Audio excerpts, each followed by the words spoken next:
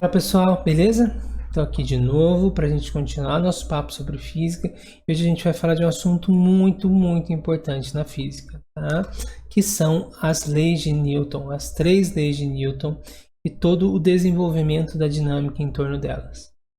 Então, só para relembrar um pouquinho, antes de dar essa aula de hoje, eu já mostrei para vocês muita coisa, né? Eu comecei com aulas de introdução à dinâmica, onde a gente colocou vocês no contexto histórico desse estudo do movimento.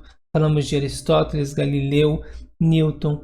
Depois disso, eu trouxe aulas de vetores, tá? Falamos de grandezas escalares, vetoriais, como operar esses vetores. Tudo isso, gente, para que vocês tenham uma base para compreender essas leis, para que vocês consigam trabalhar com essas leis de uma maneira eficiente, beleza? Então vamos lá, só para relembrar, nós sabemos que toda a dinâmica que a gente estuda, que está no livro de vocês, é uma dinâmica, é uma mecânica clássica, e essa mecânica é toda fundamentada nas leis de Newton, tá? E essas leis, elas tratam de relacionar força, massa e aceleração de um corpo, tudo bem? Então, é só para relembrar o que a gente já viu anteriormente. Então, o que a gente vai fazer hoje é estudar essas 3 leis e a gente vai começar do princípio da inércia, o princípio da inércia ou a primeira lei de Newton. Para que a gente entenda esse princípio da inércia, a gente primeiro tem que saber o que é inércia, tá? E inércia nada mais é do que a dificuldade que um corpo apresenta nas mudanças de movimento. Ou seja, se eu quero pegar um objeto e transportar esse objeto, colocá-lo em movimento, ele vai esboçar uma dificuldade. E essa dificuldade a gente chama de inércia. Quer um exemplo? Vamos lá. Vamos pegar 2 bolas, uma bola de boliche e uma bola de golfe. Eu sei que para colocar essa bola de boliche em movimento, né, vai ser muito mais difícil do que colocar a bola de boliche em movimento.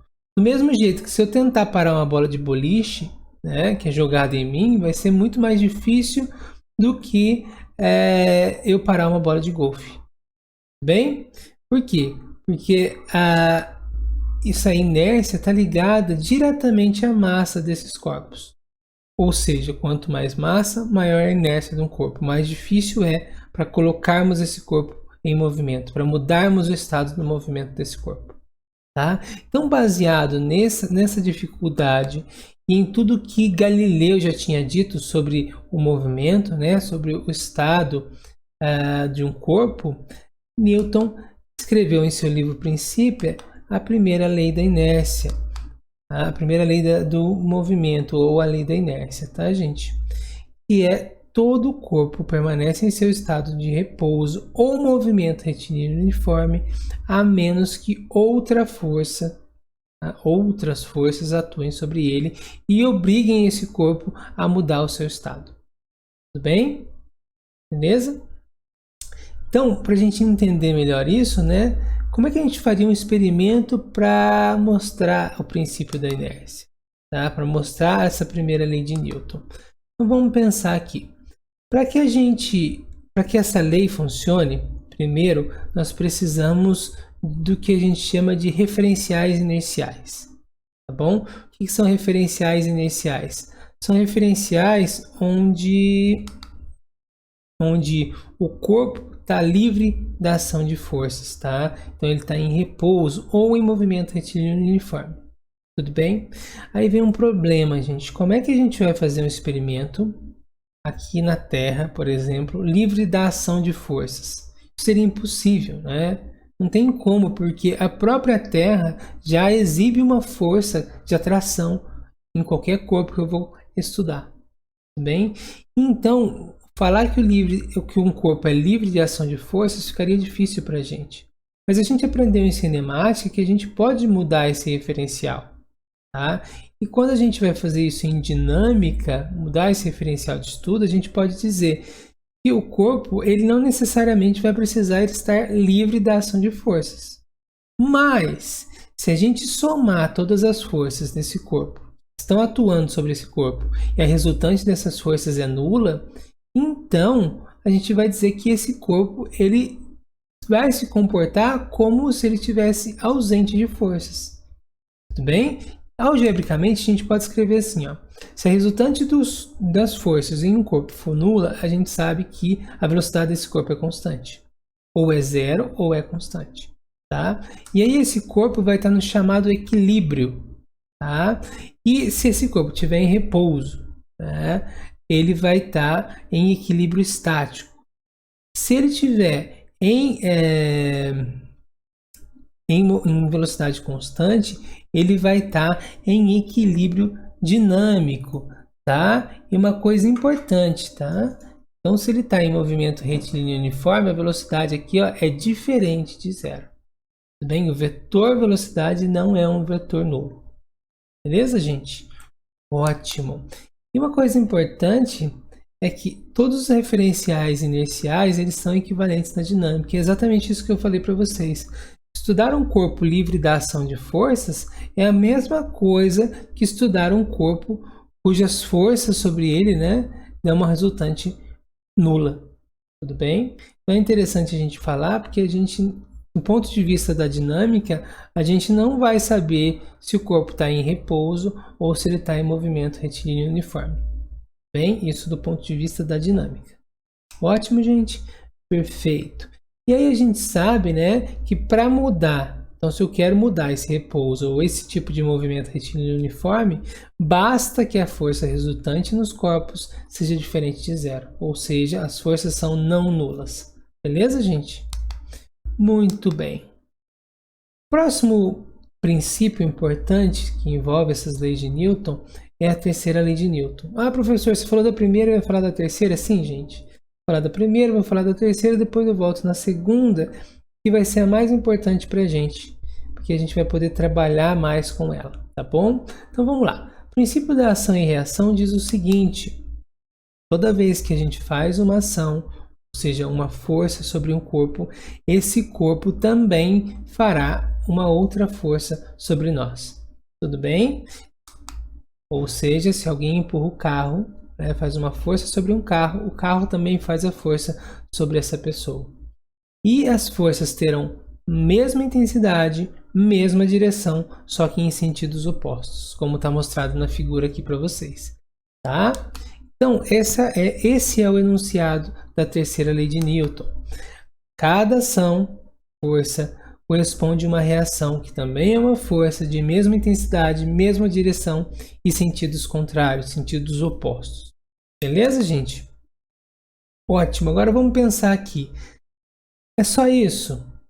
Tá, basicamente, gente, a gente pode pensar nessas três coisas, tá? A direção, o sentido e a intensidade. Mas existem outras características dessas forças que algumas vezes eu vejo que os meus alunos esquecem. Tá? E aí eles imaginam que o par ação e reação é uma coisa e às vezes não é isso. Tá? Às vezes não é esse par e reação, ação e reação não é o que o aluno está imaginando. Então, para que a gente tenha certeza que existe esse par ação e reação, existem essas características, né? Essas forças são simultâneas, elas têm a mesma direção, como a gente já disse, elas têm a mesma intensidade, como a gente já disse, e elas têm sentidos opostos, como a gente já disse. Agora, existem outras coisinhas aqui, outros detalhes que às vezes vocês esquecem. Primeira coisa, essas forças para ação e reação, elas sempre têm que ter a mesma natureza. O que quer dizer isso? Quer dizer que se eu tenho uma força elétrica, a reação também é uma força elétrica. Se eu tenho uma força de contato, né, a reação também é uma força de contato. Beleza, gente? Se eu tenho uma força gravitacional, a reação também é uma força gravitacional. Ótimo. Outra coisa importante, elas sempre são aplicadas em corpos distintos. Pode ver que o homem faz uma força no carro e o carro faz uma força no homem. Tá? Uma força aplicada no homem e outra força aplicada no carro. Beleza, gente? E aí, a partir dessas características, a gente pode tomar vários exemplos. Ó, vamos pegar um exemplo aqui. Um nosso ET andando sobre o solo do planeta. Tudo bem? Eu sei que ele só consegue andar, tá? Ele só consegue andar porque ele faz uma força sobre o chão, para trás, né? E o chão faz uma força no pé dele, mandando ele para frente. Bem, então esse é um par ação e reação. Vejam, são simultâneas, tem a mesma direção, as duas na horizontal, tem a mesma intensidade, tem sentidos opostos, tem a mesma natureza, tá, de contato, e ambas, tá, se você olhar cada uma delas está em um corpo. Uma está no ET e outra está no chão. Tudo bem, gente? Um outro exemplo muito importante também, né, é o nosso par Terra-Lua. A gente sabe que existe essa força simultânea de atração, do mesmo jeito que a Lua atrai a Terra atrai a Lua, né? Mesma direção, mesma intensidade, sentidos opostos, natureza gravitacional, e uma é aplicada na Terra e a outra é aplicada na Lua. Beleza, gente? Ótimo. Então, para a gente finalizar a nossa aula, vamos falar da segunda lei de Newton, que é a mais importante. Tá? A mais importante, gente, todas são importantes, tá? Mas é a que a gente mais aplica em exercícios.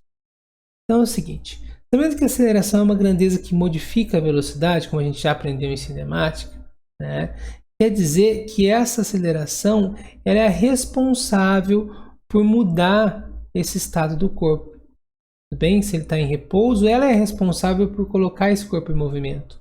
Se ela está em movimento, ela é responsável por mudar esse movimento.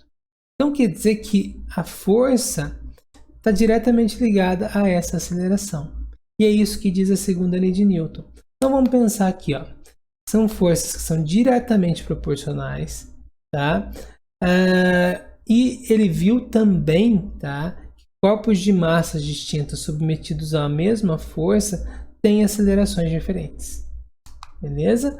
E essa força e essa aceleração sempre têm o mesmo sentido e a mesma direção. Foi essa percepção de Newton nessa relação entre força e aceleração. Para que vocês entendam melhor isso, vamos pegar nossa bola de golfe e vou fazer uma força sobre ela. Certo? Se eu faço essa força sobre ela, eu sei que essa força F1 vai promover uma aceleração F1. A1, desculpa. Se eu fizer uma outra força F2, eu sei que essa força F2 vai promover uma aceleração A2. E se eu fizer uma força F3, eu sei que essa força vai promover uma aceleração A3. Vejam, ó, todas essas acelerações têm o mesmo sentido e mesma direção da força. Beleza? E aí Newton viu, pensando nos vetores que a gente já estudou, né, gente? Que a força era idêntica, igual à massa, ao produto da massa vezes a aceleração. Tudo bem, gente? Então a força 1 seria a massa da bola vezes a aceleração A1, a F2, a massa vezes a aceleração A2 e assim por diante.